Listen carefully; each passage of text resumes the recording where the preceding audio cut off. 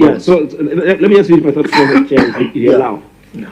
But the governor has said that from the NHIF, they have collected 42 million. Is that correct? From NHIF alone. So what that then means is that NHIF is no longer in question. Deductive reasoning. NHIF is no longer in question. However, because that NHIF would mean that you need to subtract 36 million from the 42 million, okay? 36 million from 42 comes to what? Do you have a physical analysis here? That's 6, isn't it? So NHIF has done well, in my view. The NHIF as a function of receiver has done well because they have paid for the entire outstanding 36 and they're going into the current year. Yeah. However, there is still 9 million receivables that hasn't been resolved, which you need to know who are these debtors to the that is true. Yes. That is very true. Yes. There is the 9 million.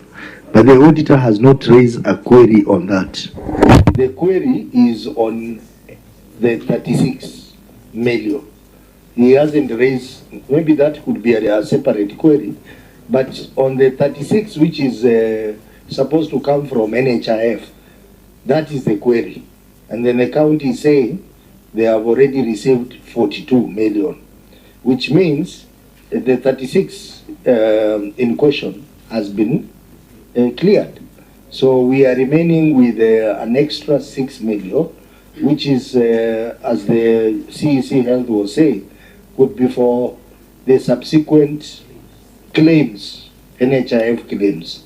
So the auditor, it is a bit confusing. You need to clarify on the issue of the 9 million. The 9 million, you have not raised it as part of your query.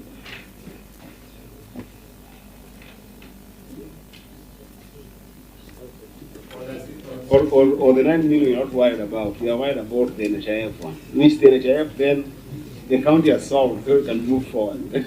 Because I think that the county has done well and performed up and above the 36 million. The county has actually received 6 billion more for the current year.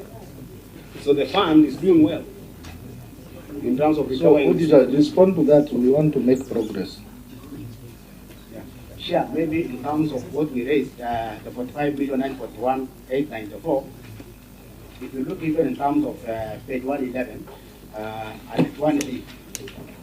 Page 111, yes. That's the financials, eh? What financials? The annex. There's annexures, eh? Yes, the annex, 111. 111. Yes, we are there. They are named of the facilities, which range from 1 to 17. Yes. And there was an outstanding amount by 30th June 2022, which totals to 45,941,894. Yes, we can see that. And then paid to debt, which has already been supported from the response, is 42,912,915,594. So let me, for the purpose of time, Chair, let's resolve this. Governor, that page that we are in, and perhaps the manager of the fund, the chair of the fund, turn to that page that the auditor stand as to page 1111, which I think now go all the way to page 112. Are we there? There's an amount there which was queried of 45,941,894. Are we there? A simple question. Is that entire amount owed to you by NHIF, or are there other people who owe you part of that amount? This is, through the chair, this is strictly from... Be on record, just put the mic close.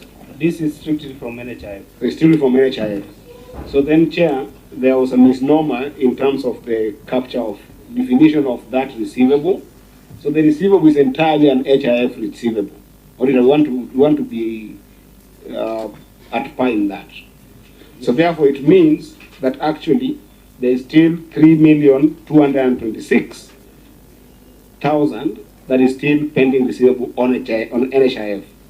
And therefore, we are denoting NHIF as the only receiver Is that okay, Auditor? That's the understanding. Okay, so can perhaps the governor explain to us when is this expected and what is the annual on the 3 million so that we can move forward? Maybe just share to clarify why we narrow down the 6. We are doing the aging analysis, and that's why we are doing the issue from the 7 days. You know, some of them will be current.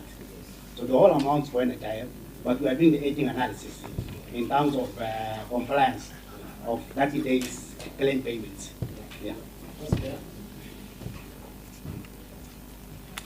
Chair, yes, this was indicated earlier. You know, I don't operate any child. Therefore, we go there days before they have numerous of counties they're giving. Therefore, they decide to give you 1 million, 2 million. So far, we have pushed them to this extent to 42 in the balance of 3 million. Chair, could I get a clarity from what Senator Kisang had earlier inquired? You had written a letter to NHIF dated 5th, and you received a response from NHIF 6 days after, that was on an 11th. NHIF indicating that, kindly note that the facilities funds were cleared into the payees' accounts as per their tax listing on the current status of the accounts. Did you give a further, letter indicating that there is still a balance owing amount 3 million? Because you seemed to be satisfied with this feedback, which tells the committee that there is no outstanding according to NHIF. I'm sure there could be that communication. It's only that I don't know. Let me hear from the CEC. Okay. Chair, I want to respond that, as I've said earlier, we keep on claiming from NHIF on monthly basis what is owed to the county. So when they pay, they don't indicate that this payment is for this specific period. Money just keeps on coming in from NHIF as we claim on monthly basis. Although sometimes we experience delays from NHIF in disbursement of these funds. So there was no further letter from this response. You got satisfied? Not really, because not every time we do letters, we send vouchers to NHIF claiming for the monies that they owe the county from these facilities. Thank you for your response, but there's a problem we're trying to cure. As a country, we have notions whereby we have policies, but we don't want to adhere to them because we have a notion that this is how it works. NHIF delays and delays, and it's like it's okay. It shouldn't be okay, because it is in your mandate and your responsibility to push, because already KRA during the payments, you're pushed to do the submissions. As we speak as Senate, we are pushing for counties to receive the 401 billion, and we are arguing from the perspective of the NSSF contributions, these issues that are coming. So as a county, you've adhered. But now we also don't want to push the provider, NHIF, to adhere to these timelines. There should be a push. There should not be a response of, that is how, they work. How do they work then? We cannot have a country that people are just waking up and deciding this is how we work. Then why do we have policy implementers? CEC, you have to push. Are you the CEC, or which position are you? Through the chair, I'm the CEC Health, and I want to confirm as late as yesterday, I was at NHIF offices claiming for several millions of shillings that they owe the county before we transition to shift. Just quickly, being on the floor through the governor, you have board members? Yes, we do have a board. Who's the chair of the board? I'm the chair of the board. So can you tell this committee how you are the chair of the board and your act does not require, it requires you to appoint members? Did you appoint yourself to be a member of the board? I'm just curious. No, I don't appoint myself to be the member of the board. So how are you chair of that board? I was... you were? I was appointed by the Act. The Act provides, the F5 Act provides that the CC becomes the member of the board. We have member or chair? I mean the chair of the board. Chair of the board. Legal, can you provide that act before the committee as we progress? Or do you have the response through the chair? The chair may be the county government of CC to provide the act. Because under the under the 2023 Act, that is the Facilities Improvement Financing Act. The membership that is provided for is what it establishes the county health management team, that is under section 10, and under that county health management team that is appointed by the county health management team shall be appointed by the county executive member for health as follows. That includes the county director of health, who shall be the chairperson, the administrative officer of the department, and all the section units within that health department, and the medical superintendents of county hospitals. So for this fund, it's county specific. Is for them now to provide what the Act provides on the membership of their board. I thought you were reading their act. Yeah. No. This one is an action act. Which supersedes, of course, legal. Yeah, but they have their own act now. Now they operationalize and operate and manage their FIF. The one they follow. This one is just gives the guideline. This one is for the county health management team. It's not for the fund. Through you, Chair, just quickly, Governor, do you have your attorney today, the county attorney with you, by any chance? No.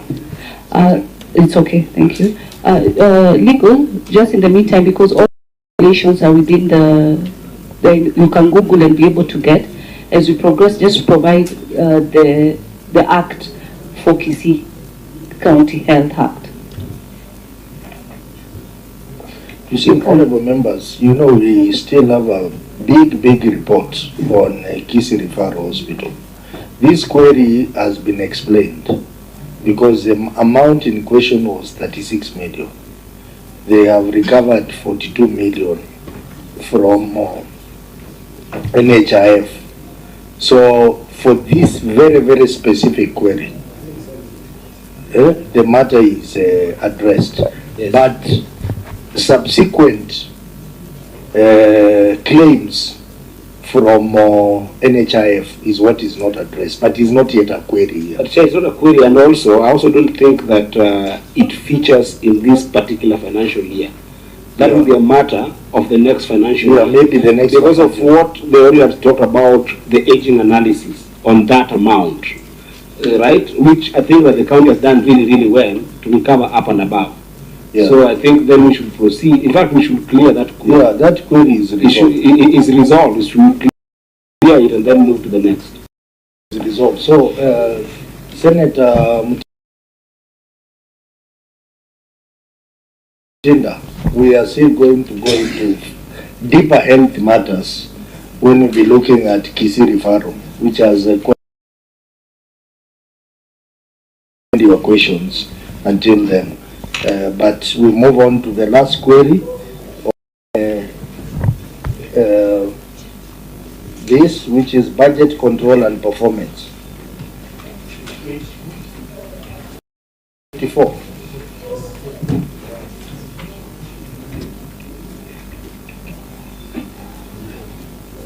Could you proceed? Thank you, Chair.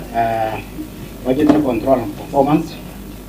The statement of comparison of the budget and actual amount reflect a final revenue budget and actual on comparable basis of Kenya shilling 202,983,709 and Kenya shilling 105,521,854 respectively, resulting to underfunding of Kenya shilling 97,461,945 or 42% of the budget.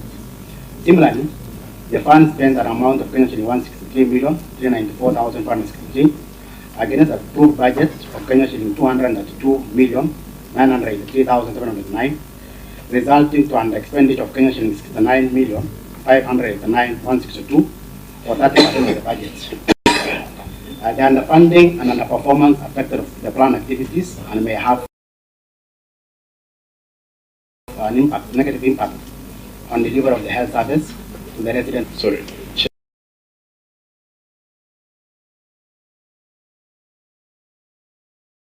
The management concurs with the auditor's observation on an revenue collection by 42% of the total budget. The short of claims from the National Hospital Insurance Fund. Then the expenditure of 69,589,162, representing 30% of the budget, was occasioned by unturned revenue projection, Mr. Chairman.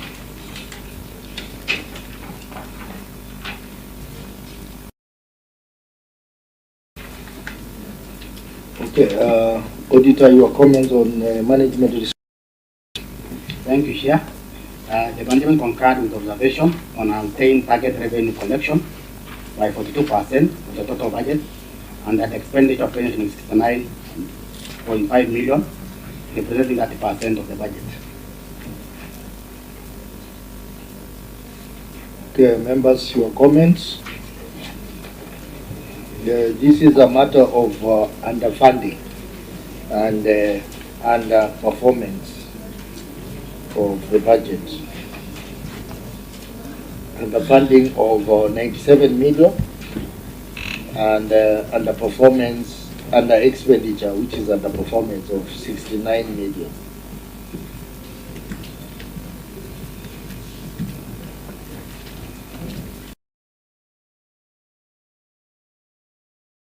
Governor, the delayed disbursement of NHIF was 36 million, as we have seen from the previous query. So that leaves you with another about 61 million. So what can you say about that?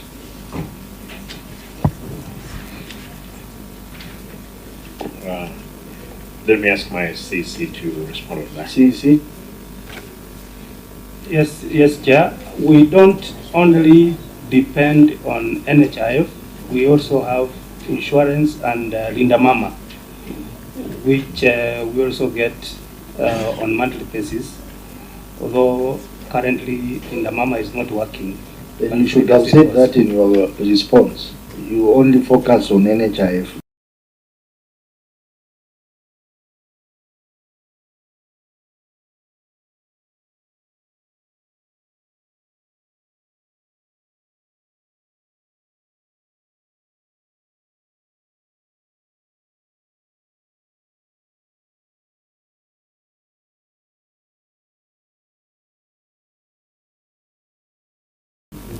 You should have included that in your response, that Linda Mama delayed and stating the amount. Revenue of 135 million. Is that okay? Is that okay?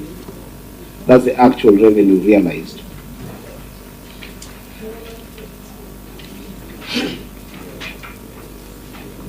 Yes. Governor, are we also together there? Do you agree, CC? Yes. You realize an actual budget of 135 million.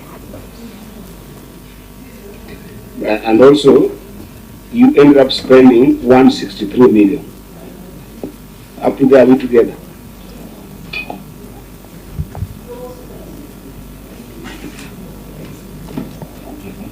Where did the extra amount come from?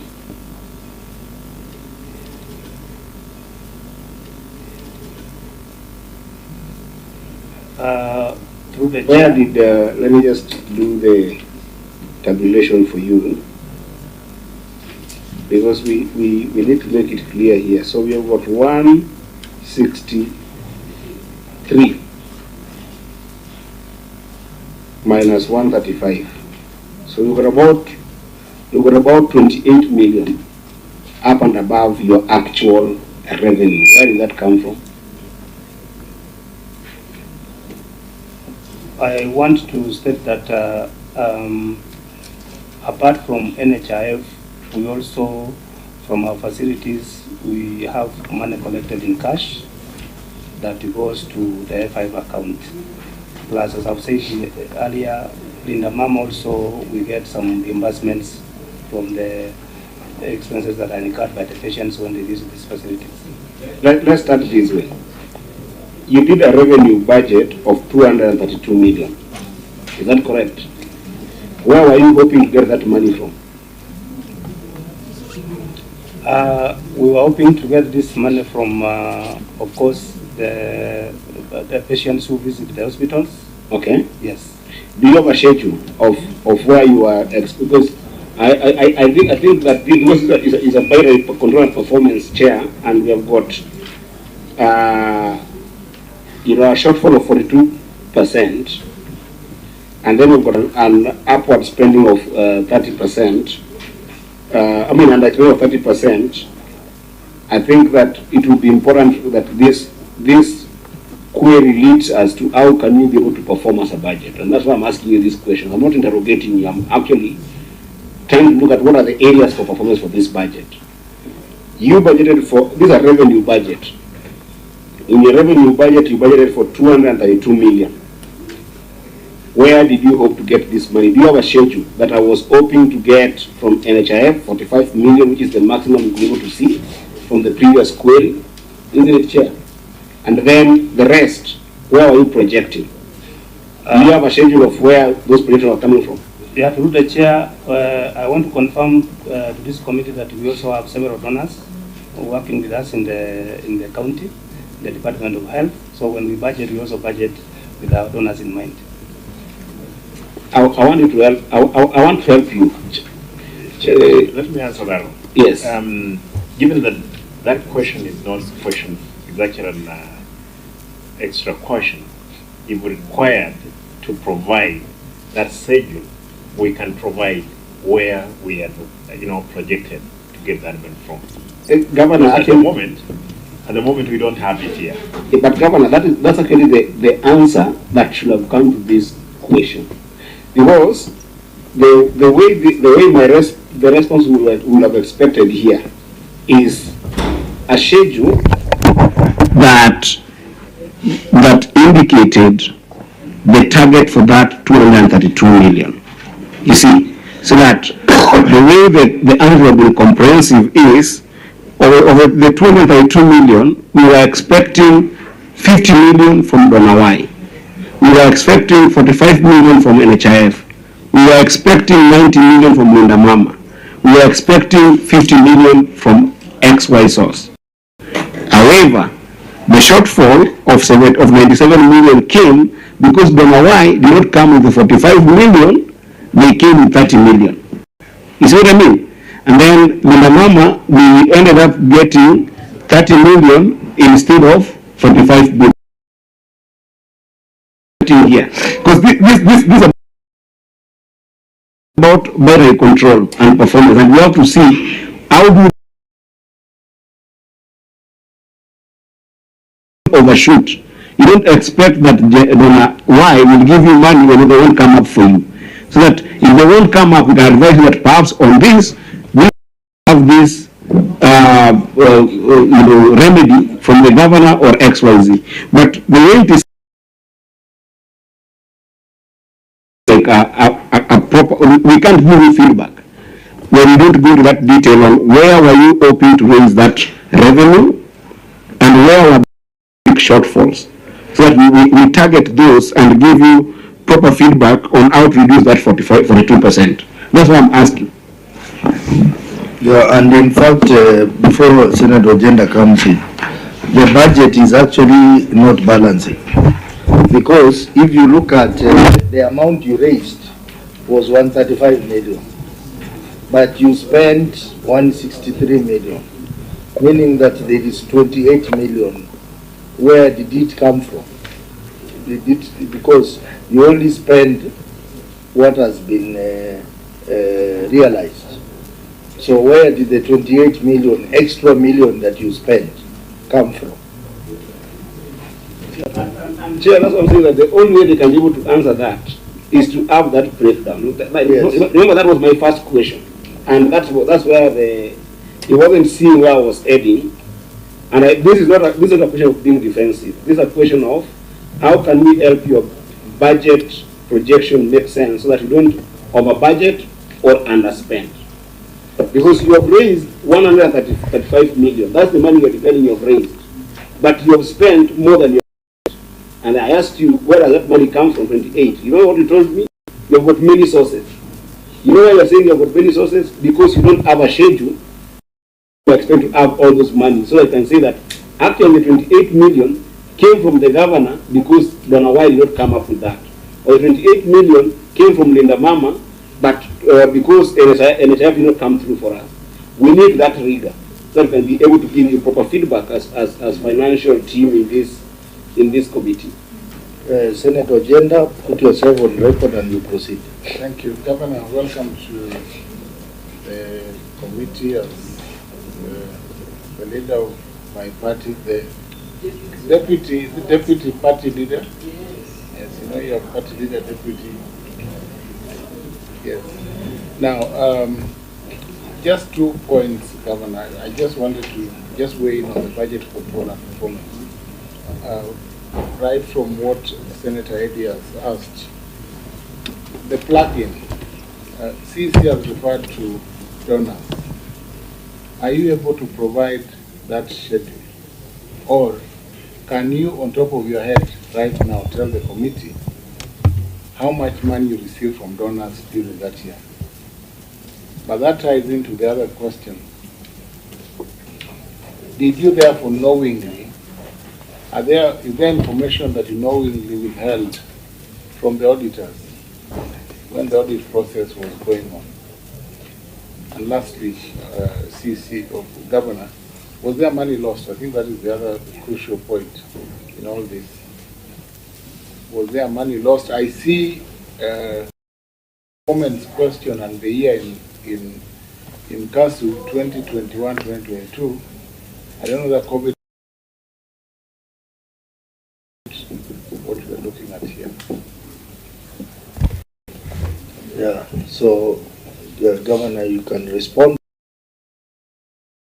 Chair, before I give them a chance to respond, hopefully if we had a look at the earlier response, you'll realize what Senator Jenda has asked, because that COVID element, which has not been, I'm sure, which has not been captured here. But it is a recurrence of the same question as the previous year. Therefore, that bit of it I want to agree. You should make me a CC, you can.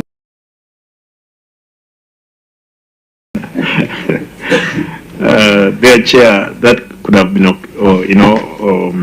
occasioned by the fact that there was COVID again in those variances that we are checking.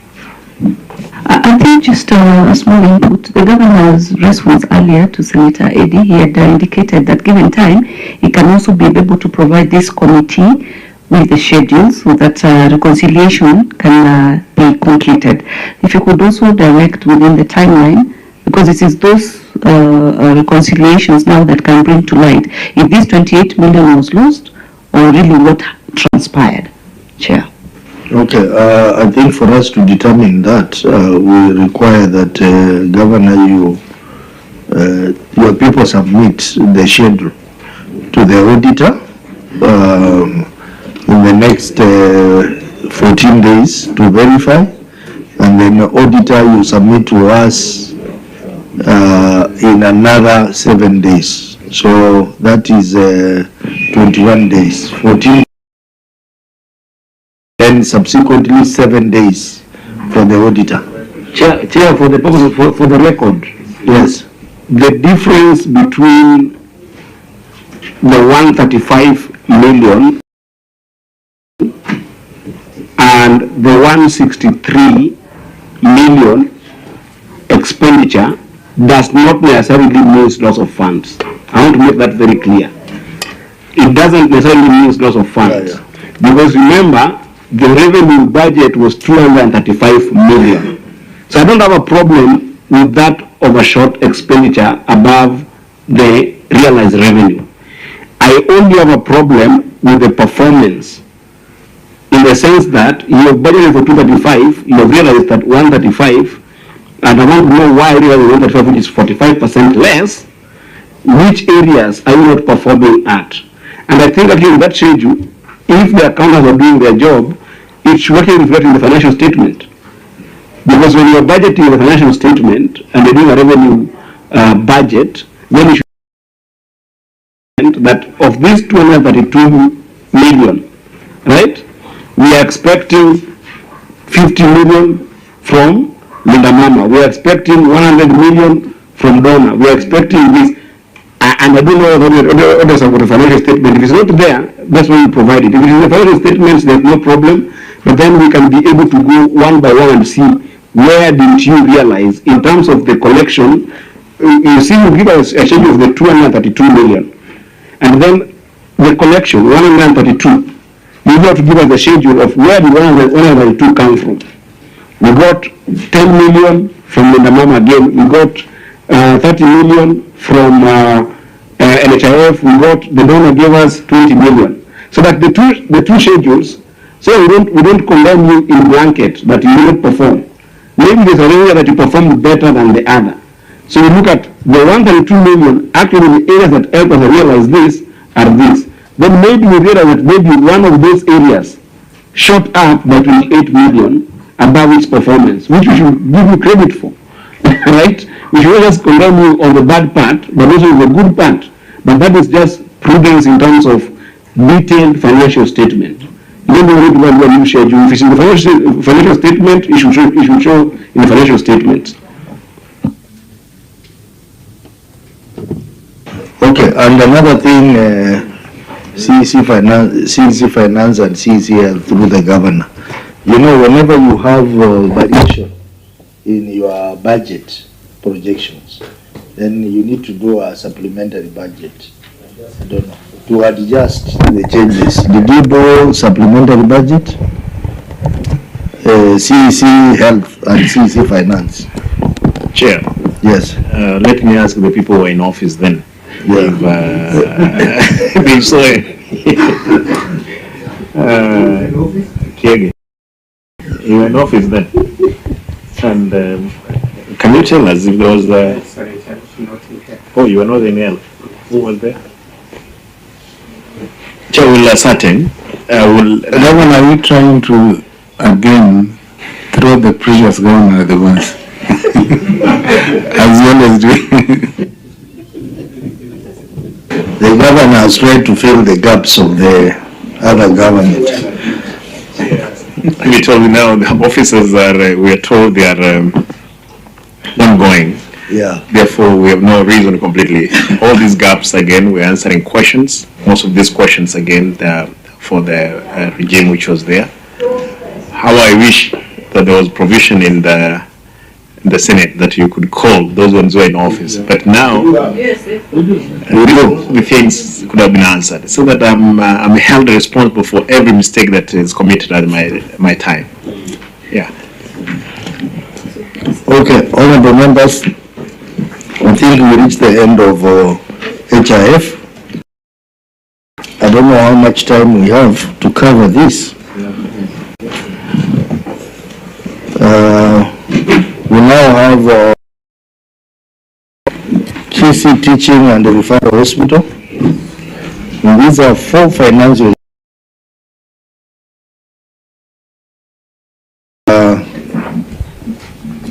Time now is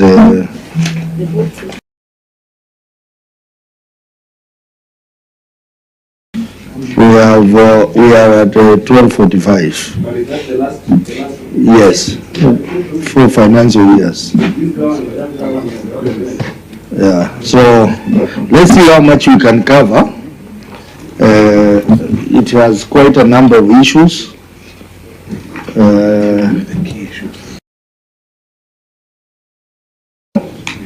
To take us through the reports in the usual manner.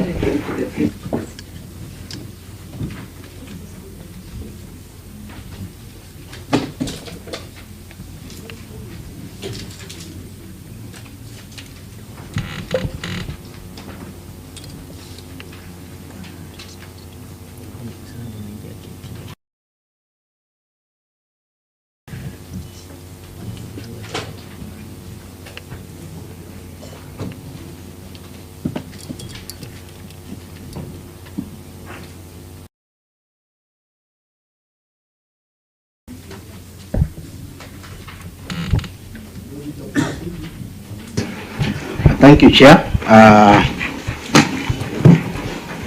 The report of Auditor General to the financial statement for the KC Teaching Referral Hospital for the year ended 30th June 2020. Issue number 1, presentation of financial statements. The issue is addressed. Issue number 2, failure to submit financial statements. The issue was addressed.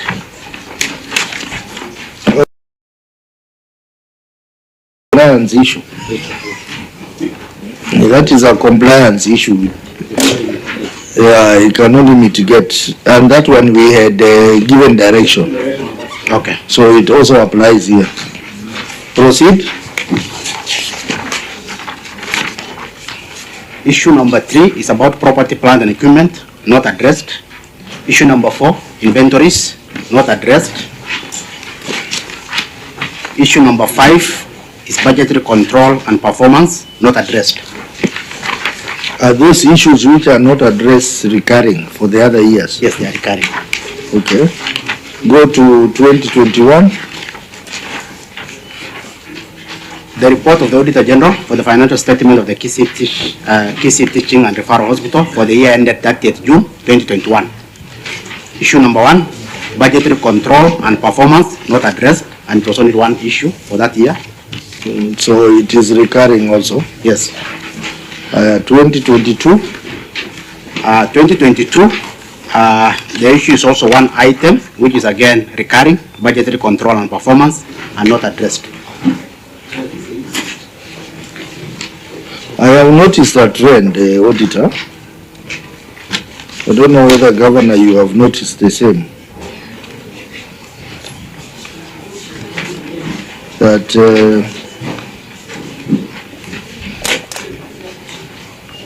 that the previous years they were getting unqualified opinion. Yeah, but during your time, that is for the year ended June 2022, then the real issues came out. I don't know, Auditor, where were the issues hiding for the previous years? Huh? Auditor, where were the issues hiding? Because when we look at year ended 2021, it's unqualified. Ended June 2022, unqualified. But now when you come to 2023, it's adverse. Because there are new issues which should have emerged much earlier.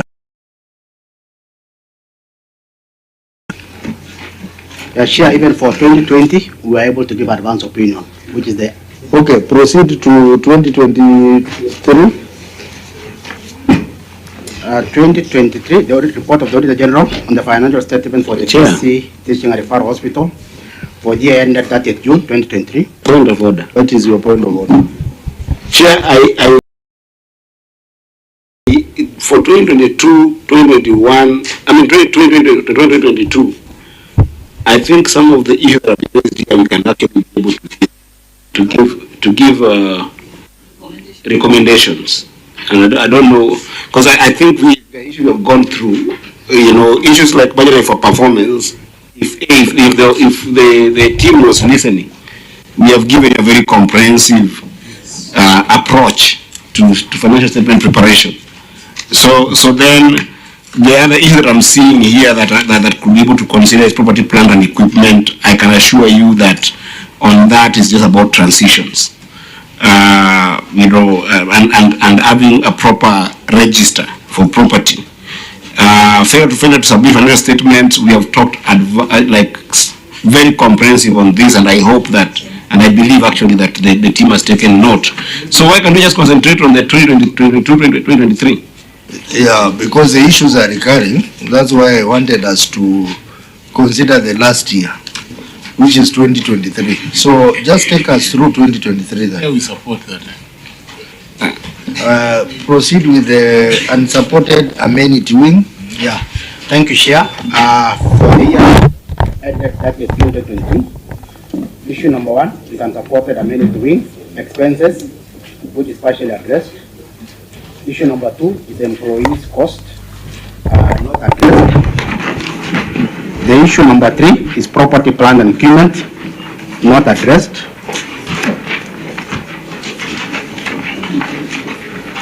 We have issue number 4 is about unsupported repairs and maintenance, not supported, not addressed. The issue number 5 is general expense Kisii County interest, not addressed. Then issue number 6, more of the statements, which is not addressed. Of updated asset register, which is not addressed. Okay, so I think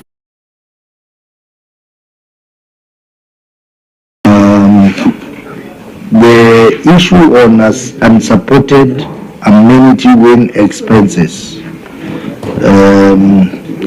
I think we look at that, and then employee cost, we look at that. The issue of property, plant and equipment, Governor, this is similar to the one we saw in a municipality. The issue of land, buildings, motor vehicles, furniture, blah blah, and all, and even asset register, depreciation policy.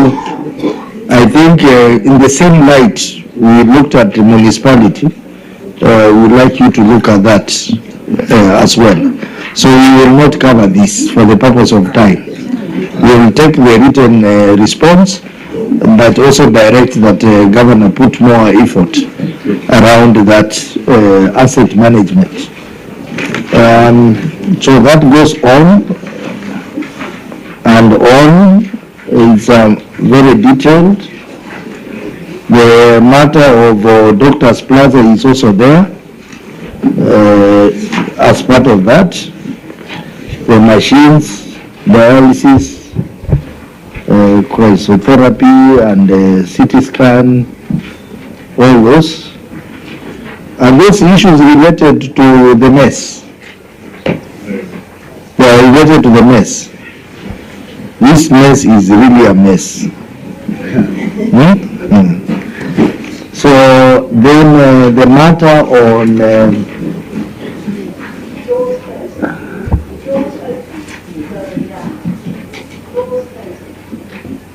unsupported repairs and maintenance. Auditor, what was the main issue here?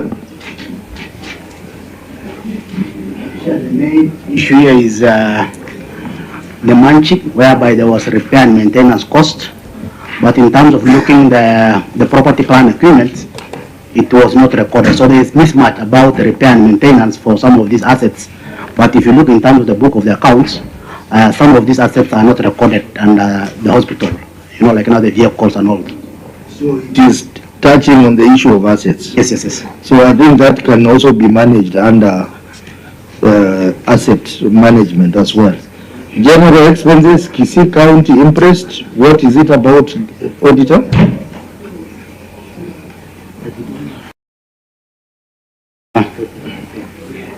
And outstanding interest of around 3 million.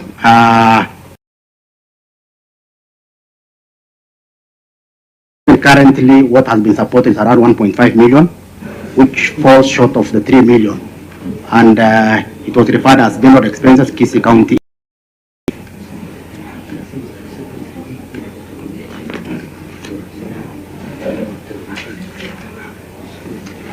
So this interest was surrendered. Governor, I see in your response that the interest was surrendered and he has attached the voucher. So what do you say about that, Auditor? I share the voucher that has been attached is 1.5, but the audit query was 3 million. So there is still a balance of 1.5. So maybe, Governor, you can informed that there are 2 vouchers attached.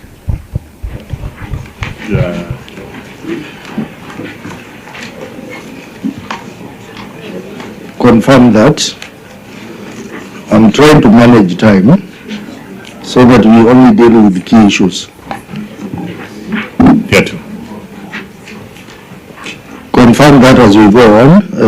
The other auditor can assist. Budget control and performance. I think we've spent more time on this. Where we have said if you cannot meet your budget figures, then we do a supplementary budget. Lack of training needs assessment. Auditor, what is the main issue here? 191,000. What is the main issue here? Yeah, sure. The audit query is about there was some training that has already been undertaken, but in terms of just confirming whether there is some training need assessments in place or maybe even the training plan has not been provided. But the county were able to explain that this expenditure relates to CBD hours for the doctors and also the accountants. So they were able to support that in terms of the CBD hours. But the major concern was the issue of the training need assessments and also in terms of the training plan, whether it's placed. That's the concern for the audit. Okay, the issue of lack of an updated asset register, I think this also covers what I had directed earlier. So honorable members, in that case, the query on unsupported amenity wing expenses and employee costs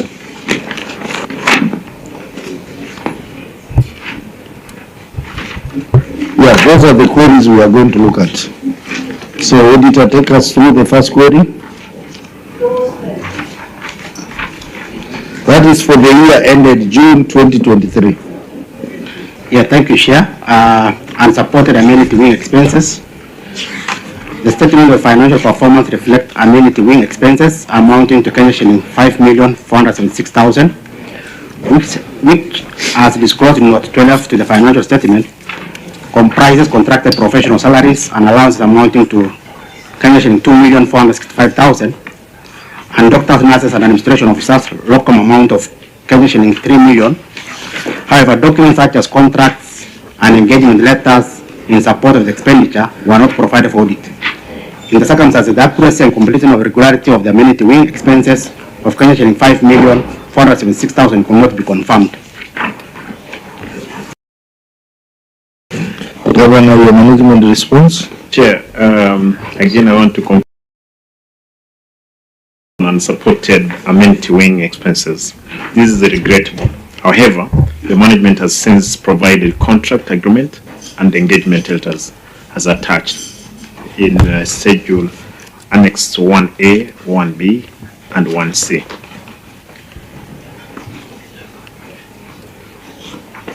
Auditor, your comments?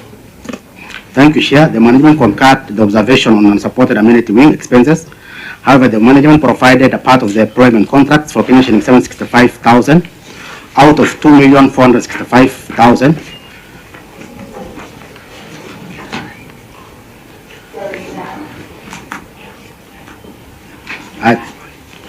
Maybe, Chair, we raised in terms of, that's why we even indicated partially addressed, but there were documentation which was missing earlier on, especially the engagement letters and the contract agreements. But now, in terms of the submission, we can confirm that we have received those annexures. You have received the annexure to support the 5.4 million. The total amount.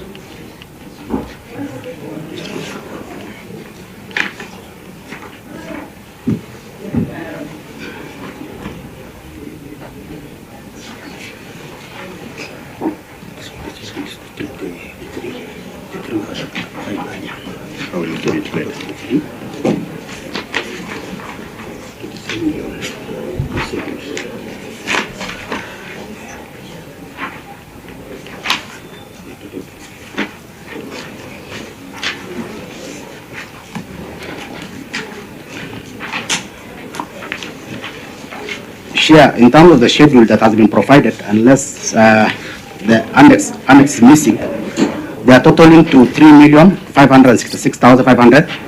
Out of the issue, we queried about 5,476,000.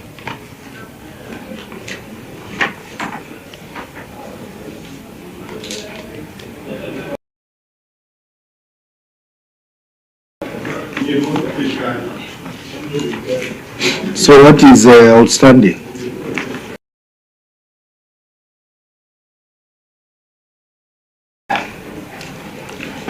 Around 2 million is outstanding.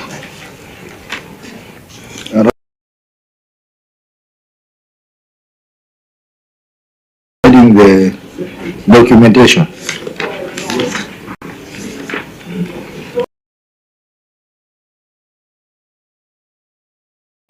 Advise us on this.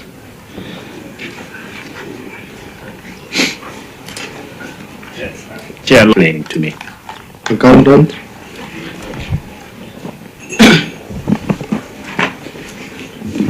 Thank you, Chair, for this chance again.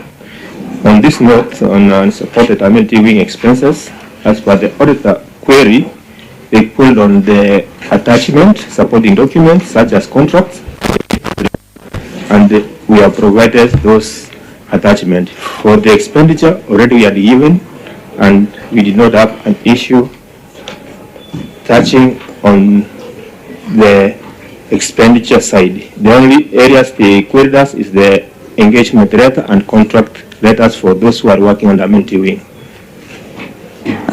Chair, since the gentleman is on the floor, would you confirm to the committee your names, please, quickly? Thank you, Chair. My name is CP Elijah Musawi Mugaka. Richard? Elijah, sorry, yes? Yes. Mugaka, yes, bank number? 24903. 24903. So you're the one who signed these financial statements? Yes. And you're the one responding on behalf of the governor, indicating that according to you, you've issued all the relevant documents. You're satisfied with what you delivered to the auditors? As per the query, the auditors list, they asked about the attachment which were missing. That's what the contract and the engagement letter, and this is what we have supported. So it doesn't bother you that the accountant are raising the issues that are not able to reconcile of amount almost 2 million? As the auditor lists the issue, and we are ready to reconcile that amount, you can do it. The auditors do not have all the relevant documents for them to audit and reconcile on this matter. You agree? Chair, let me help there. The someone was driving, I wanted it to catch your eye, Governor, because as much as Article 179 is in place, you've done your due diligence, you've given personnel and officers opportunities and jobs to work and deliver, true or false. And you find that the documents that are being asked, it's not you issuing these documents, it's CPA Elijah. And we need to be on the same page that he needs to own up, because the other concern I'm also having with Elijah, the CPA, a member of his board, under number 24903, is not in good standing as we speak. Why are you also not in good standing, and you're also signing financial statements? Are you in good standing? Yeah. Are you good or bad? Are you good or you're bad? I'm not in good standing, but I'm a member. I'm a member. So you're in bad standing right now? Currently, I'm not good standing. No, just say bad.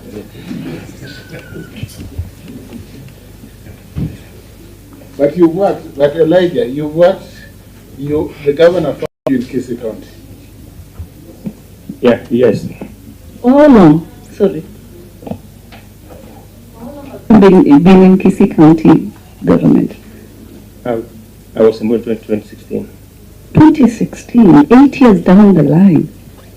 And issues that, you see, Chair, you're talking about time, but I'm looking at this issue. We are here because you simply did not remit the prerequisite documents that are needed for them to reconcile. Chair. It's a point of order. It's a contribution. I'm really keen here and I'm getting tired. Proceed. And I think the governor looks very tired. I don't know whether it's something the government is not telling us. No, not about tea. Tea is my adjacent governor, so I can get him tea. Tea is not a problem. But there's something the government is not telling us.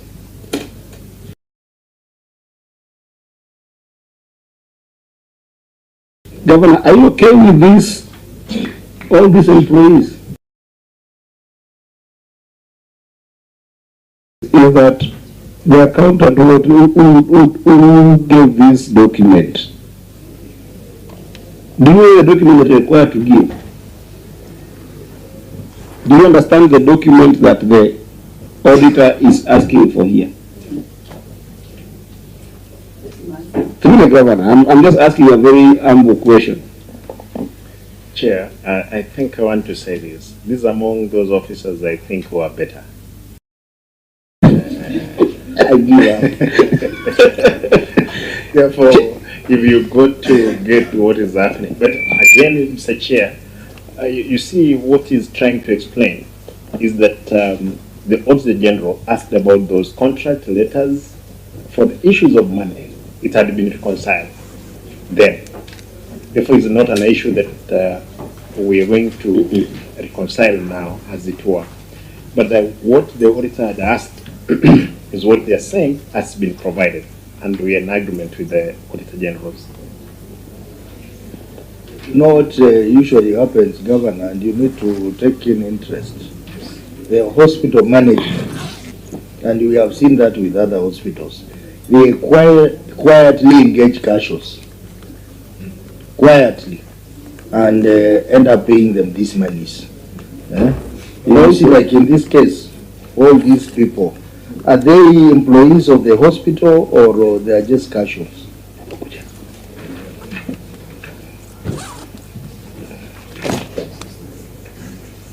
All these people who are paid, CEC Health, through the governor, can you tell us who are these people who are paid? Are they permanent employees or casual employees?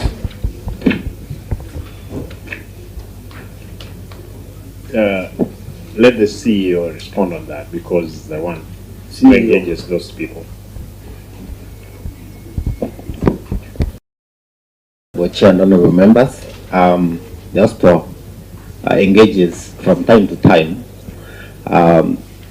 employees at the casual levels and the professionals as locum part-timers on contract.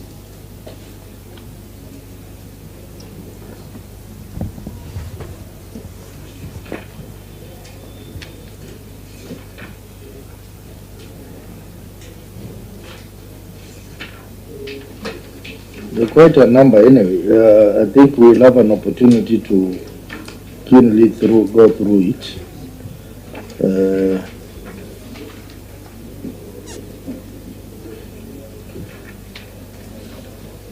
So, Auditor, what is the way forward on this? Yeah, thank you, Chair. Maybe ours is, in terms of the contracts that have been provided, the engagement that has been provided, you remember we mentioned a figure of 5.4 million, and that figure needs to be supported with the schedule.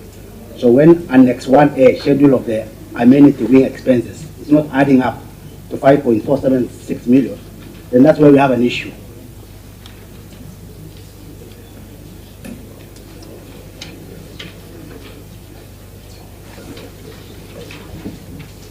Chair. Yes. You see, it's already 108.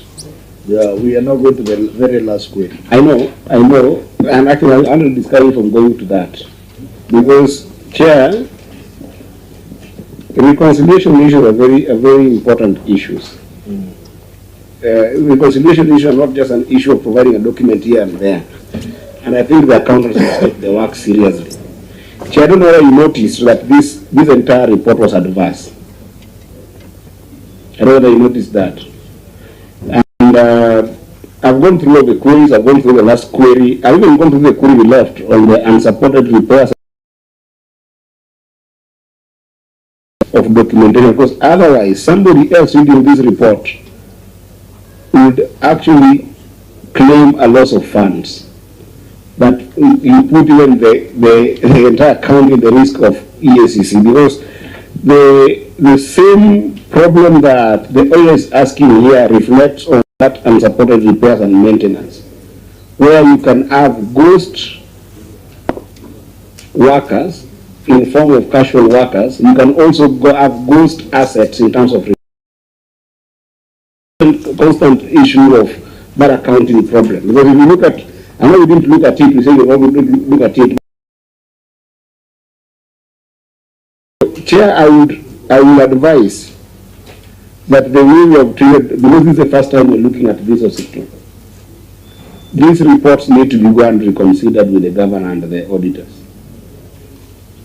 If I'm to extend your leniency that you gave in the previous issue, in fact, this is where you need a lot of leniency to be able to allow the governor and the auditor to go and look at these reports and do a lot of adjustments, even if it's going to be a prior year adjustment.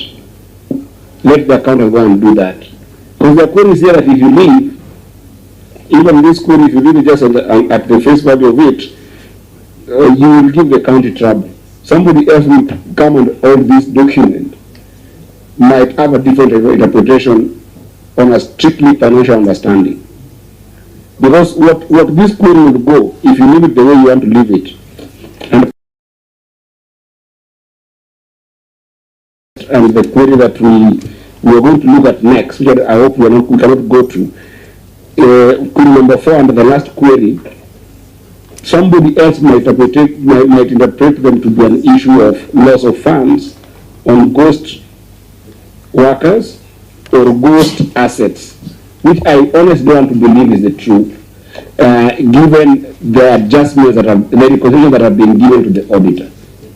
But if you leave it not updated the right way, somebody else holding this document will take these particular queries to EACC. For no apparent reason, and put the government into a very bad light because of accounting issues. And I suspect that is why the auditor gave an adverse opinion on this one. So perhaps this could be a good opportunity to have the county have the standard way of doing financial reports and they work with the auditors, and then we take submissions and perhaps review this after another 30 days.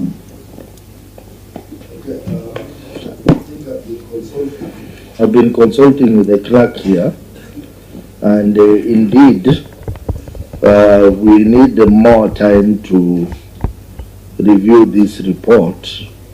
And I know the governor is one of the reformist governors we have. I know the matter of water company, you have made good progress after we thoroughly went through the report. So you remember I had questioned the auditors previously that how come the year ended 20, governor is leaving briefly, so we can give him a few minutes and then we proceed.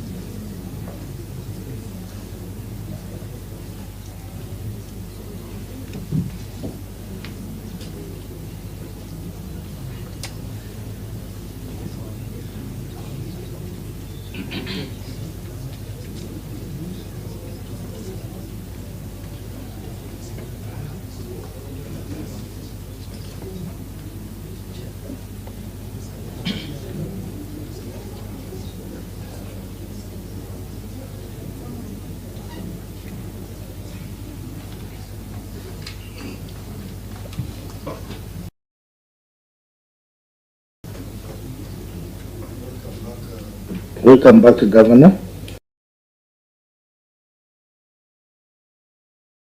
But it's quite a lot of work to be done, and we have expressed concern and qualified. But this particular year is now adverse. Much earlier. So yeah, for that case, the committees have more time to interrogate the audit report for, because there are issues there which are all the issues which need to be looked at. Chairman, a point of order, just quickly. Give you a point of order. The issue of property, plant and equipment, we are noticing that the mess equipments are actually a mess. And that was signed much earlier. I don't know why the auditors could not pick that in the previous years. The issues of Doctors Plaza, we have issues to do with unsupported repairs and maintenance, and supported repairs to the equipments which are not functioning. So that clearly means there is a problem. We have, so what we are deciding is that we will review this particular report for the financial year ended June 2023, together with the report for the financial year ended 2024, jointly. The report for the financial year ended 2024 will be coming, when is that? Next year? Early next year. Yeah, early next year.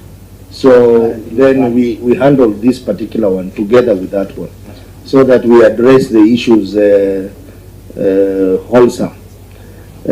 But some of these issues, Governor, you will need to go and look at in the meantime. For example, the non-functioning of these machines, some of them very critical machines that are not functioning, and how they are repaired, because they are not functioning, but again there are repair costs which have been paid.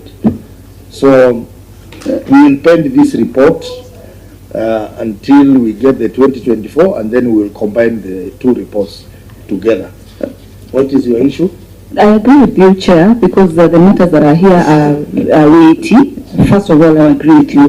But it's also good to just quickly, if we could be brought to light, Governor, the CEO who signed this contract on page 80 is one Dr. Oimeke Marita. Is he your current CEO? Is here? Who is he? CEO, you, through the Governor, you signed this contract on the 8th of August last year, which was past the financial period.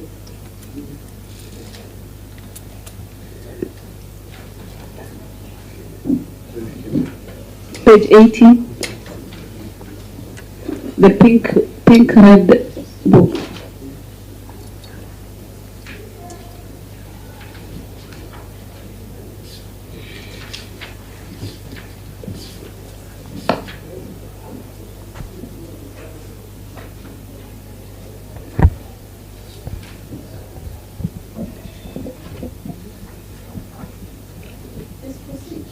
Yes, through Chair, yes. If you go through the annexure, there are those which have been signed after the start of the financial year, and there are those which are during the financial year.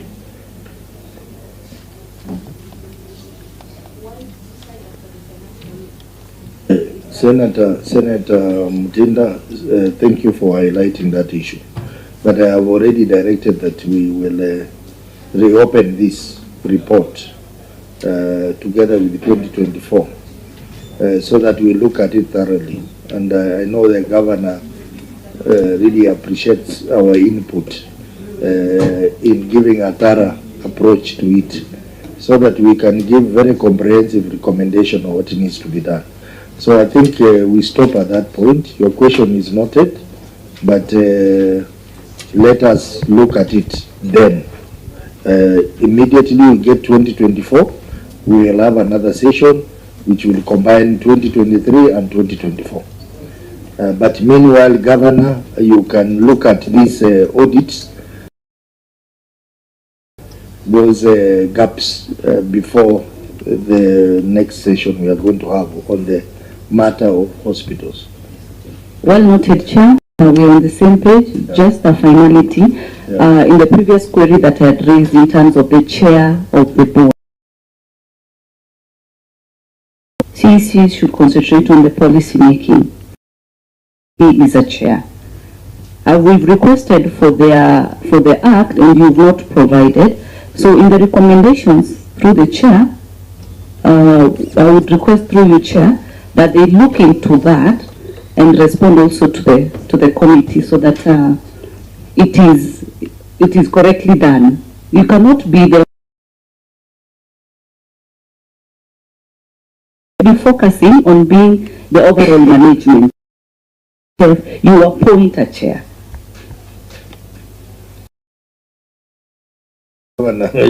Chair, just on that, actually I've seen is the act which gives him those powers. The act is established of the board. There is established the Kisii County Health Facility Improvement Fund Board. 2, the board shall consist of the following members: the county executive committee member who shall be the chairperson. Therefore, is the act itself which gave him those responsibilities, Mr. Chair. Yeah, if it is in the act, I think... That's okay, but Governor, then that's why we'll continue having challenges, because now he overworks himself, because he should be concentrating on matters policy and let the board be able to be in charge. If MCAs would have been here, I would have told them to look at amending that act. Okay, so honorable members, I think we have reached the end of the review of these reports.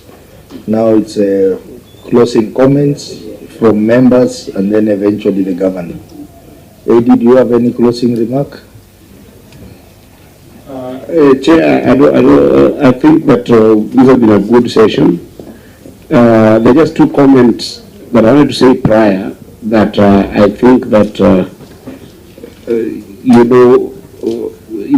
it's a question of egg and chicken, so that perhaps as a committee we can guide well. I think that when a fund is created of this magnitude, it is very important that a CEC has got a full bird's eye view position on that fund.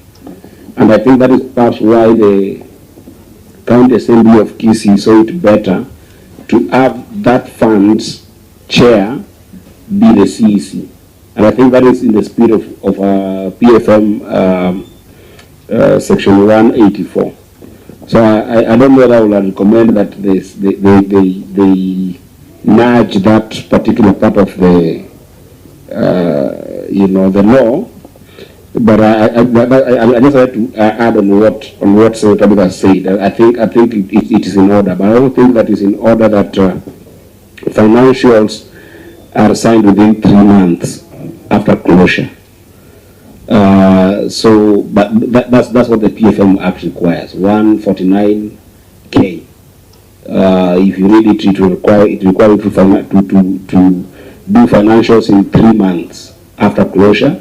But the auditor today has advised that actually, because you are, I think you're moving to a accrual system. We're now moving to a accrual system. So if you're moving to a accrual system, at the end of financial year, you should actually just have financial documents ready.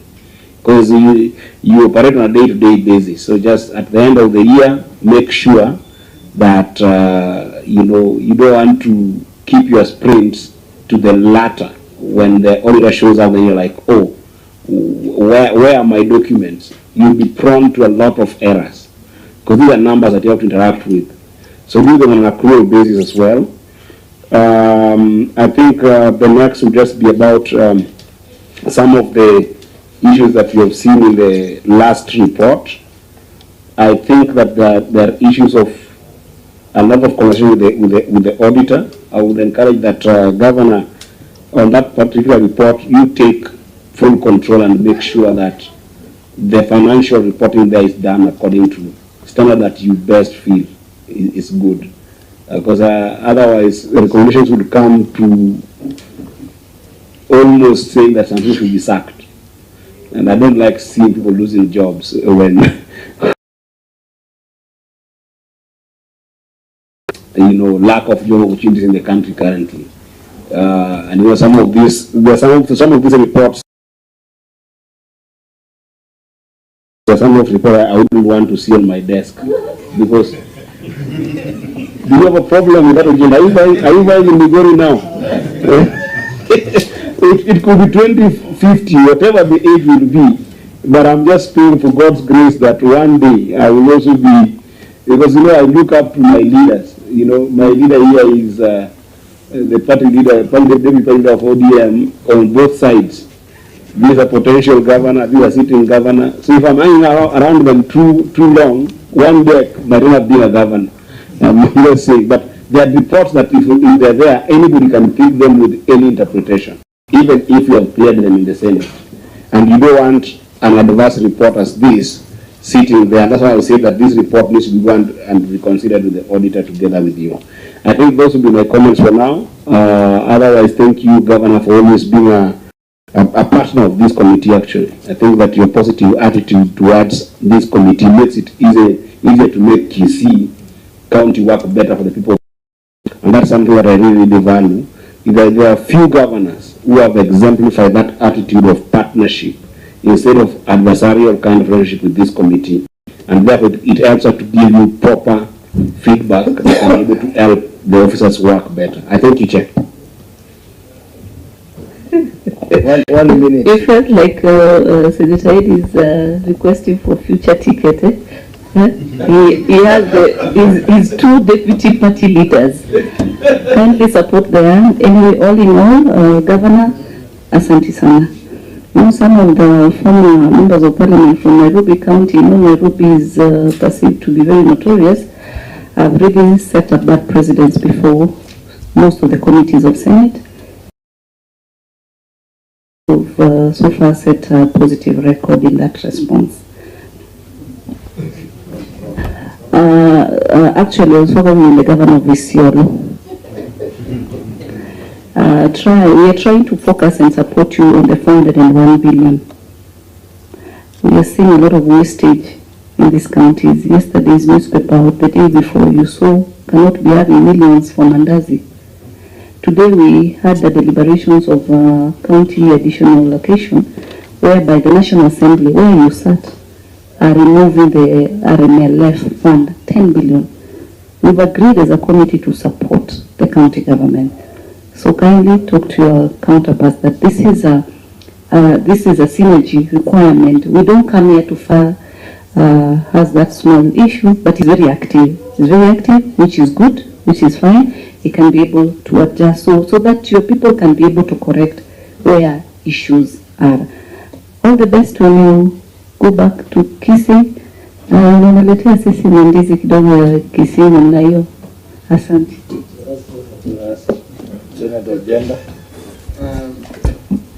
I think when Senator Eddie talked about governor, I thought he was talking about me. So I was just going to confirm that yes, I'm the next governor of Kisumu County. Governor, thank you very much for at least the presentation. I think your team should give documents to the auditors in good time. But as I see, that was for the at least now we look at 2022, 2023, and the following year. I think so that we don't go through some of these issues. But it's a learning experience when you come here. All oversight should build your team so that they know what to do. It should not necessarily, the fault is with a view to learning so that we do it better, as opposed to simply throwing matters to EACC to investigate and do such things. So I think that is what I want to say. We hope to see you in 2027 at the CAG. Thank you. Governor, your final comments? Chair, thank you, and for the comments from senators. two things. I'm happy that you have observed that the previous years there was unqualified opinions for the county of Kisii, but the same things they are now recurring. It's something of interest, but again I want to commit to this committee that I'm working around the clock to make sure things are done as per the law is required. Chair, the KTRH we were talking about and we have suspended this business is where I went in and found that these people were correcting 47 million per quarter. As we are talking right now, this gentleman, when I removed the CEO was there. This new CEO is doing 200 million from 47. Therefore, again, even those assets, plans, everything which are there, I think, and I'm happy that there is new blood in the audit team. They'll help us to make sure things are done. I'm going, because that's why you have seen some departments which are not even related to these matters, they are here today. To know that in time, they'll come here, answer their own issues, as it were. Kila mtu anabeba mzigo yake. Exactly. All this team, water, they have come. And I'll make sure they appear, so that at the end of the day, they carry their own cross around. Chair, in the same facility of KTRH, there are people away because of these things. At the time we're going to have the discussion, you'll realize there are so many people whom we could have not entertained, despite the fact they were getting all qualified opinion, unqualified opinion, but they had to go. It's only that the senator from Nairobi has left. I want to take possibly of what you've said. The new system of accruing system, is the best. We'll be reporting on daily basis, check what is happening, so that by the end of the day, when the auditors are coming, they have the clear report. My undertaking, Chair, is that we have a responsibility as a country and as leaders. That's true. It's up to us to, to come from our slumberland, help the country to move forward. There is no angel who will fall from heaven to fix the current situation. We must be angels of our own time. Therefore, Mr. Chair, I'm happy, Mheshimiwa Senator Ojenda, wishing you welcome, Mr. Senator Okech. Then we will meet 20. Chair, cushion agenda. I met the governor before you. Be careful, my God's work family. And for your information, when you are seated there, know that one day you will sit here. Yes. You will be grilled by those ones who will be there. Then, because I've been there for 10 years. Now I'm here. The same thing happens. Therefore, I want to thank you again for the opportunity appearing before this committee. Thank you. Thank you, Governor. One for appear before us. We don't take it for granted. But I want to say that it is important for the betterment of the lives of our people. What you do there in Kisii and what we are doing here in Senate, it all adds up to improving the lives of our people. I want to also echo the sentiments of my colleagues that those areas that we have identified gaps in the management of facility improvement fund and also in Kisii County referral. So sit down with your people and try to figure out how to deal with those gaps. As I have expressed, that it looks like in the earlier years of audit, the auditor did not consider a wider scope of the matters to look into. But the 2023, the auditor has been able to capture quite a number of issues And of particular interest is the issue of functioning of hospital equipment. I believe these are the equipments which are supplied and maintained by MES. It is not just Kisii, but all counties, including my own county, machines are not functioning because of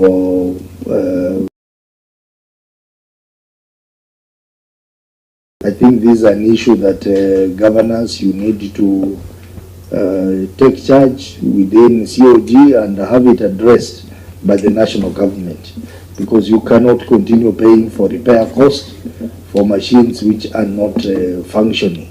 You would rather have your own machines procured under your own budget and maintained by yourselves. So I think issues of budget management, we have also picked them. You will need to sit down with your people and ensure that we have proper budget control and performance, such that when you are not able to meet the budget expectation, then you need to come up with a supplementary budget so that we will stop having queries in relation to budget control and performance. So otherwise, all in all, we want to appreciate that this is a learning process. There is a lot your team learns from senators. There is a lot senators also learn and share with you, because they interact with many reports for various counties. So we are able to know and interface with current challenges. Matters of asset register, management of asset, depreciation, I think it's another gray area that you need to look at, so that public property is not lost and is accounted for and is reflected in your books. Otherwise, thank you very much. As you go back to Kisii and Senator Deputy Party Leader. You may miss that ticket. Thank you very much. The meeting is adjourned, and Tuesday, 10 a.m. Yeah. I like that. The other day in July,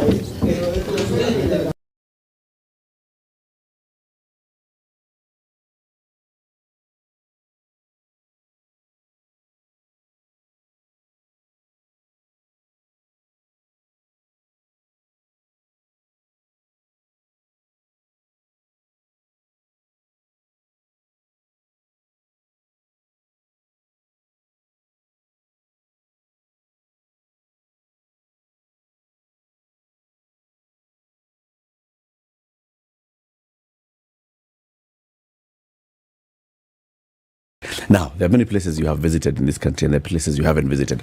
Have you been to Cherangani? Have I been to Cherangani? No, I have not. You've heard of it? I have. The Cherangani Hills. I've heard of them. Do you know which county it is in? Hold on. No. I should. Somebody who was an MP for this area in the 90s is our guest. Okay? He was a member of parliament. In those days, when the opposition MPs, he was among those in the opposition. Then, when NAC formed government, he was in government. He was a minister in charge of food security, agriculture in this country, and so on and so forth. Nowadays, he's an elder. He sits, he looks, and he says, I see the sun rising from the east. Oh, wow. And by end of day today, it shall rain. And it rains. Kipruto Arapkiro, good morning. Good morning to you, sir. How are you doing? Salama kabisa. Good to have you here again. Yeah, I thank God for it. Yes, and actually I was in the 80s, the 90s, and up to 2007. You see? I served for 20 years. It's bugging me. It's bugging me and I don't want to Google. My county is Trans-Nzoia. Kitale. Yeah, Kitale is our district headquarters. Well done. But what is the name of the county? Trans-Nzoia. Very good. Yeah. He's a first learner. She's a first learner. Very well.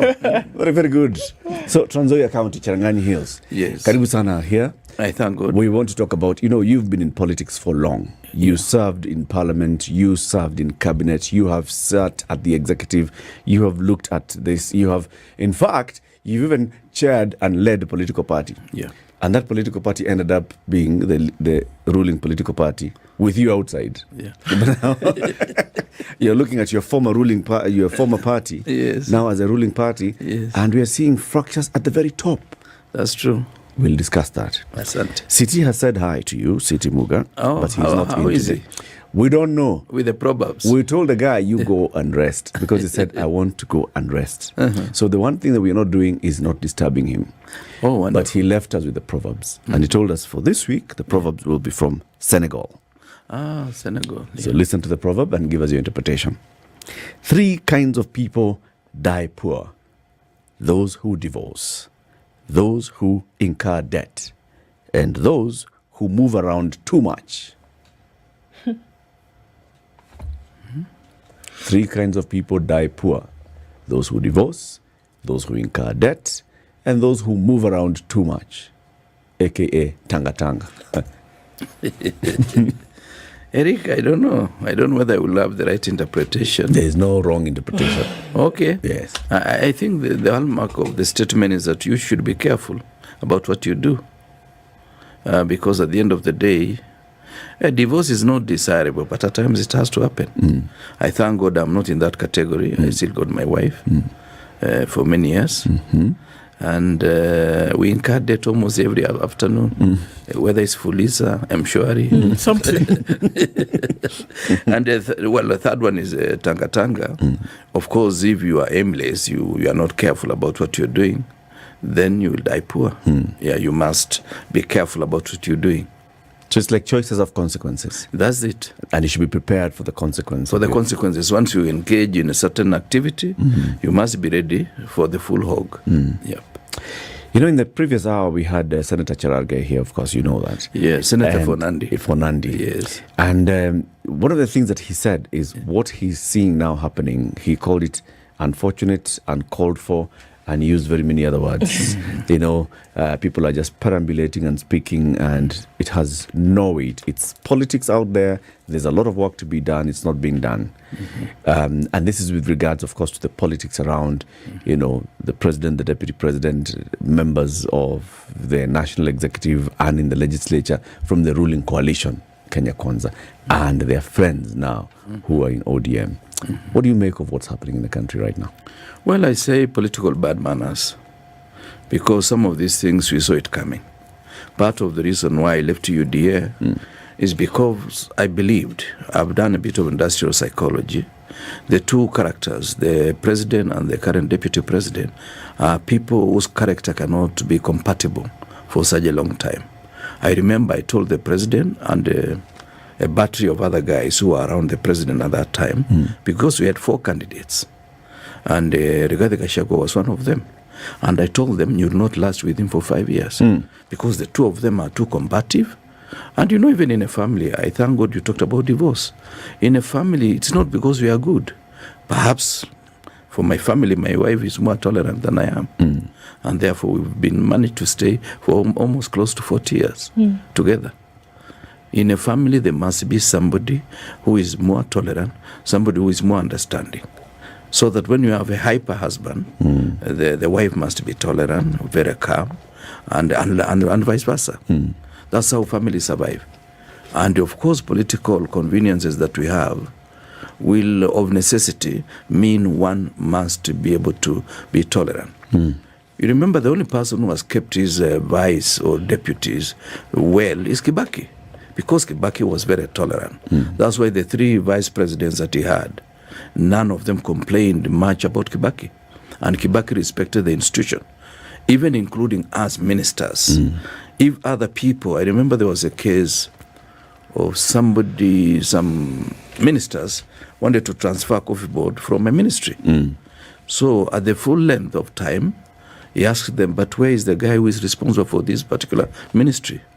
I was called at 9 o'clock. The following day I went to State House, And I did not have a problem. I told him the only thing that we need to do is to amend the law. Then he said, why are we amending the law? If it is in this ministry, it's the same government. If it moves, we have better things to do rather than to take legislation to parliament to transfer a parastatal. That is Kibaki for you. But many people don't respect people they work with. Now, the three of you having been here for long, I give you a lot of credit because people cannot tolerate each other. Yeah. So that is our problem. You saw this? I saw this, and that is the reason I left. Are you saying others did not see it? I don't know. There could have been conveniences. Ama kuna madeni. I don't know. Because you see, I told them, yes, he can play another role because I respect him. I respect him, but I will advise him down the road about the way I see politics today. I saw that he was not going to last. That relationship was not going to last. Kindiki, Alice Wahome, or Muturi could have done better. That's my opinion. Because they would be willing to listen to the boss. Because you see, Ruto is also a micromanager and too domineering. Regade is also combative.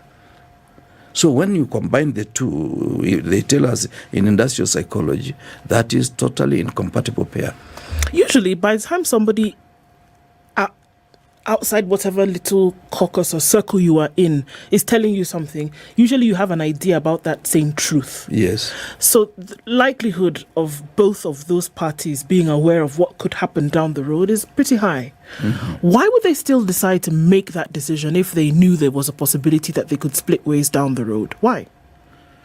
I do not know. Possibly they were hoping. Because even the president you had in Kasarani, I didn't say that. He said himself that he's not going to treat his deputy the way he was treated.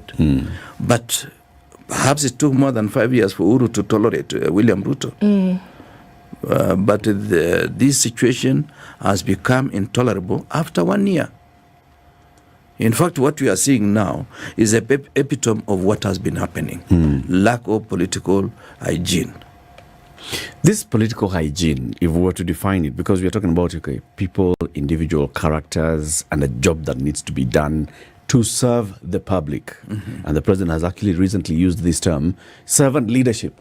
You are in this position to serve the people. You have been given the honor by the people of Kenya to serve them. So it's not about you. Yeah, it's not even about your boss. It's not about your subordinate. It is about the people. Yes. So why would we end up having... The problem, you see, there is what we call a habit. When it is repeated by the same individuals, it becomes a character. And when there are more characters behaving the same way, it becomes a sort of a social challenge. And if there are more people in that kind of social arrangement, it becomes a subculture. And likewise, it will grow into a culture. So the culture that we've grown in Kenya for the last 60 years is that we do not respect the people who elect us. Immediately they elect you, you think you are the boss. You forget that they elected you because there were certain aspirations they had, certain hopes. And those hopes you dash them by behaving in the opposite way from what they expected you to do. So that is become our culture. It is not just William Ruto and Rigathi Gachagua. If we don't watch, any other arrangement may almost precipitate the same. That's why we as ordinary citizens, we must rise to the occasion and say no.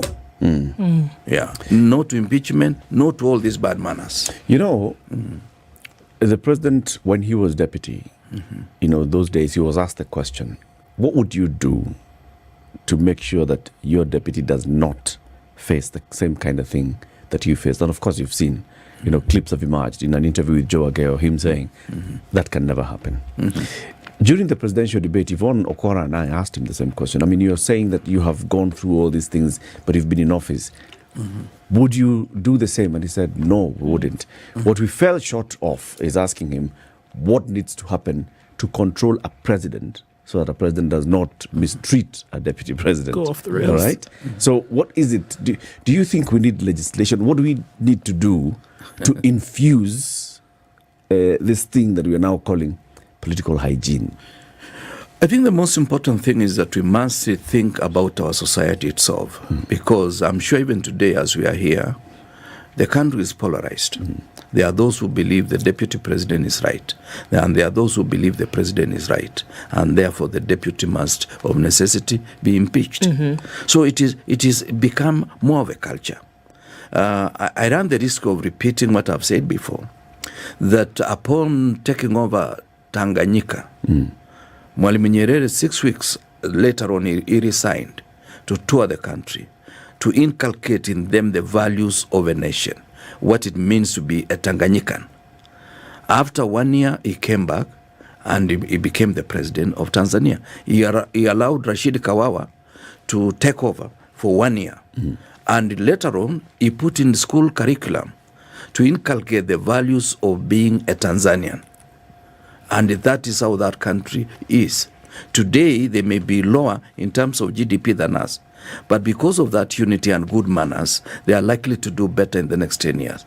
Because we are spending a lot of resources in fighting. Listening to the deputy president last week, I realized there is something that we are not seeing. The government is frustrating itself from performing, because there are certain activities he was given to do under gazette notice that the president himself signed. Later on, those activities were frustrated despite the fact that we spend billions of shillings in that particular department. That is something that is worrying me. Also, the last term of the two, Uhuru and Ruto, they wasted a lot of time in fighting. And in the process, they frustrated the public. And the resources. Because of this nation. There was resources that were spent in the office of the deputy president, who was ineffective in delivering any job, getting any job done. When we look at, coming from your position, you served in government, still, a political honcho even till now. And we still have to ask the question, really down the line, after several, years of administration of government, that there still cannot be a clear distinction between service delivery and politics. And I think I have to ask the question then, when people go into these positions, is it really for the good and the development and the progression of the country? Because if it is not from the get-go, there is no way you can ask somewhere down the line for somebody to please change their intent. That's true. If their intent from the very beginning was to see what they could garner for themselves or some kind of search for political expediency, there is no way we're going to ask, please change your proverbial political spots somehow in the middle of the game. So it seems as though we are dealing with quite a number of people whose intent was never for economic, developmental progression of Kenya. We go back to the same society, because today, if you found me driving a Vitz, you will say this guy was a minister and is driving a Vitz, or if you found me in a taxi. Because our society has almost prescribed that once you get into a position of privilege, you must display certain level of acquisition that is beyond your capacity. But in other societies, people are proud of the legacy that you leave, and at times spend a bit of time listening to some of the stories emanating from Tanzania. They seem to respect people who served the country with distinction, as we seem to respect people whose term in office they were able to acquire something they are totally incapable of acquiring in another arrangement. This therefore means when somebody gets into politics, he's not getting to politics to serve. He's getting to politics to have primitive accumulation of wealth to the extent that at the end of the day, they are respected for doing so. Today, if you went to Rift Valley, and I can say this without any fear of contradiction, the backyard of President William Ruto, you can accuse him of Adani, G to G, any other accusation, but they will not take it. They say he knows. Hii ni siasa unaleta. Unaleta siasa na anajua kutafuta mali. So you cannot accuse him of corruption. Accuse him of anything else, but not corruption. So is it the people? It's the people. We are the problem. We the people are the problem. We don't seem to see anything wrong when one of our own is doing the wrong thing, as long as we'll partake part of the loot that he has gotten from national coffers. Today, up to today, we are divorced, alienated from the government. We don't believe the government is part of our heritage. We still look the government as another animal, alienated from our own daily life. So if you are looting from the government, you are doing well. Because you are not stealing from us. The recent demonstrations showed that the people actually know and they don't like what's happening. They acknowledge, they appreciate, they don't like. It was started, yes, by the younger generation, but it got widespread support. Yes. It says that people were expressing themselves and saying, you know what, we have just been tolerating. We have been sitting back and tolerating and hoping that, you know what, you guys will change. We've been giving you these signals once in a while. You go into parliament, we vote you out, we bring in somebody else because we are thinking you are behaving the other way. And now this one voice was saying, enough is enough. They were saying this opulence that you're showing, no. They were saying this, wanton theft of public resources or misappropriation of public resources and the lack of service delivery, no. If you look at even the conversations that are continuing now, a raised level of accountability, people are saying no. So people are aware. People are aware, but we have not sufficiently owned the process. Yeah. We are still almost like, what do I say, passive participants. Some of the people in this country. The GNCs, and I hope when they get to time that they get into certain offices, and I pray sooner than later, they will be able to keep up with what they did for the last, on the 25th of June. Yes. And thereabout. Because it was a departure from the past. It was non-tribal, non-class. They didn't have that we come from this place, we come from Kayole, we come from Karen, we come from Runda. For them, it was that this is enough. Kimani Ishung was so class. Yeah? Kimani Ishung was so class. He used to see something like Kimani Ishung sees things I don't see. Possibly smarter than me. All right, go on. On a light note. Yeah. So they came out and they were united. They were representing a cross-section of Kenyan society. That's true. Yes. And they're also representing, the Kenyan society. They didn't see tribe. They saw themselves as Kenyans who deserve better than what the government is giving them. Yeah. And that should be the way. We hope it will actually be ingrained in our blood, so that we say no, no, no. Because you see, like what we talk about, private-public participation, the whole problem is lack of management. Yeah. If you are to improve management of public resources, there are enough people to buy into this, and you can sell whatever you want to sell to the public, as long as they trust that the management is right. How do people, and I think we continue to ask this question because we come from a place where it's obvious that there has to be citizen-centric governance. And even if you're not the ones, putting your signature, that it has to be with the citizen in mind that these decisions or these actions are taken and made. But how do people, we do, like you said, you have some citizens who are very, very,